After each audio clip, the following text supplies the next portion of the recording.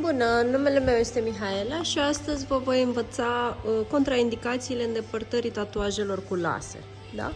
Procedura de îndepărtare tatuaje cu laser, ca orice altă procedură, are și ea anumite contraindicații, și anume: procesul de îndepărtare tatuaje este interzis persoanelor bronzate mai recent de 2 săptămâni, femeilor însărcinate, categoric, persoanelor cu probleme cardiace, epileptice, deoarece impulsul de lumină clar pot cauza o criză, persoanele suferinde de hemofilie, diabet și celor cu leziuni ale pielii în zona tatuată.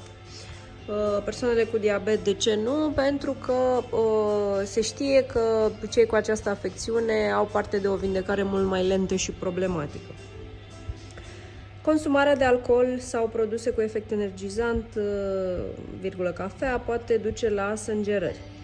Procedura se realizează pe propria răspundere, de asemenea, în ceea ce privește și persoanele care au vitiligo, adică zonele acelea de hiperpigmentare sau hipopigmentare. Da?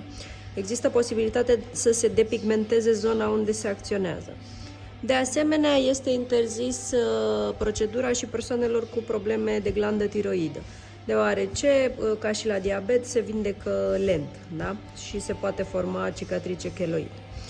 Dumneavoastră, ca și clienți, aveți obligația să aduceți la cunoștință orice informație, da? Orice informație legată de aceste contraindicații.